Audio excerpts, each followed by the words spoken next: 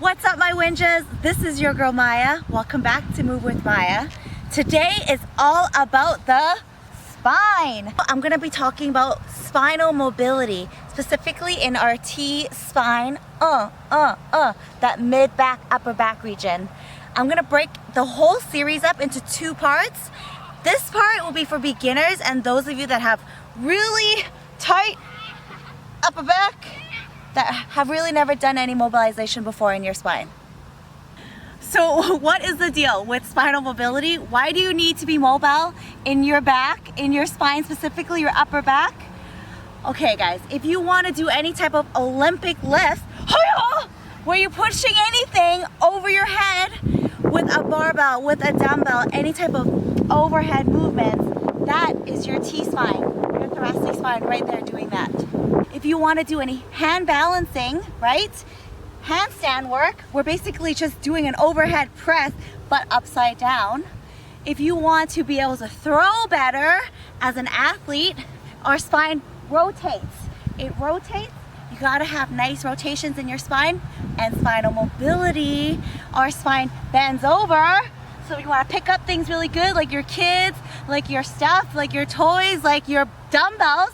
You gotta be able to bend well. Our spine also extends this way. So if you want to do cool back bend things, that's all in our spine. Woo!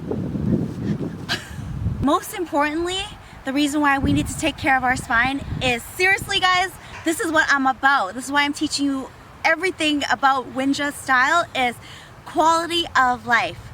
When you are aware of how you move and how your spine moves, and when you take care of it, when you bring attention to maintaining it and taking care of it and preventing injury, you're gonna move so good. You're gonna be that 80-year-old grandma at your daughter's wedding, your granddaughter's wedding, breaking it down, doing some back bend. Woo!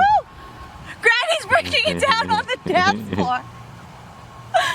So it's not just about lifting, it's not just about doing crazy things in the gym. It's about living well and like doing it like a gangster.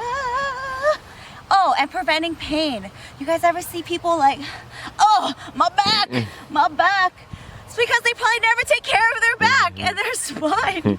Why just spat everywhere? That's how passionate I am. But like, you see people walking around like this. It ain't sexy. We want you back here. Like, oh yeah, oh yeah. Not like, oh yeah, oh no, oh my back. So, this is the level 1 series. I'm gonna break it down for you. It's gonna progressively get more difficult. So start at the beginning, move through it, and eventually by part 2, by level 2, you're gonna be like, oh, oh, oh, oh, oh. Let's get into it. So the first exercise I want you guys to get comfortable doing, you'll be on your stomach. Oh yeah. We call this prone extension, all right? So you want to start laying on your stomach, and all you're going to do is bring your chest up. Right away, you're going to feel it in your mid back, upper back. So important to breathe through these. So I recommend 30 seconds to 1 minute. And as you get comfortable, go ahead and use your hands and push yourself up more on each exhale. I would go 10 slow, deep breaths in and out for each of these movements that I'm going to show you guys, okay? And I'm feeling really good now, so I'm going to bring my hand right in and push myself right up. This movement is teaching our back the extension, so that back bend business that I was talking about, granny on the dance floor. You do this regularly in your routine, you'll be breaking it down into your late 90s, early 100s. For our second movement, we're gonna be on our hands and knees, okay? And then we're gonna just lean back into child's pose and just wiggle with it, get really comfortable. And now we're gonna teach our spine how to rotate. So I'm gonna slowly take my hands to the side, and we're gonna do a side bend while in this quadruped position. So right now I'm feeling a nice stretch through my lats here as my spine is bending to the side. And here you go. You would go 10 slow breaths in and out. Over here, each time you exhale, bend yourself even a little bit further. Once you've done that, slowly come back to center and then slowly make your way over to the other side. Oh, I'm feeling it. And over. Ooh, you're gonna feel it so good. This is really good for your lats and shoulders, not just for your spine. All right, for movement 3, guys, we're gonna start rotating at the torso in this quadruped position.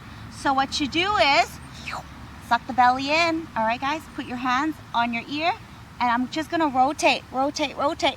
Bam! Follow your elbows into the sky. Now you might not get where I am here. You might just be over here, and that's okay. You're still gonna get rotation. Over time and with consistent practice, you're gonna be like, shoo, bam! Super smooth, silky, room temperature butter. Oh, I'm gonna show you on the other side and what it looks like. Oh, yeah, so I'm actively pulling my shoulder blades together when I get up into my rotation. Your core is still engaged, so if somebody's gonna come and uppercut you right now, you're ready for it. Bam! This feels so good. You should be feeling really good right now. So for the next one, we're gonna be on our back. Get some sun. These ones are called book openers. What you're gonna do is take one leg, bring it across your body. Ooh, crack. Ah, oh, yeah. You should not be having any back pain. It should feel good. It should feel really nice stretch here. Oh yeah, through the lumbar spine and the beginning of the thoracic spine. So from here, we call it a book opener because your book is open for business.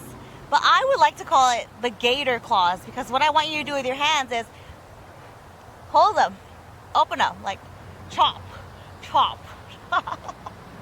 But go slow, bring your leg, bring your knee up, give me a 90-degree angle here, and just open and close your hands.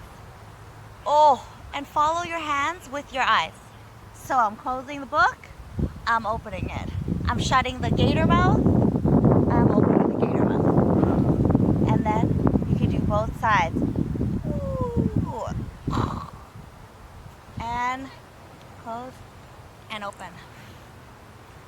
You could do 10 slow breaths, or you could totally do this for a minute, 2 minutes at a time.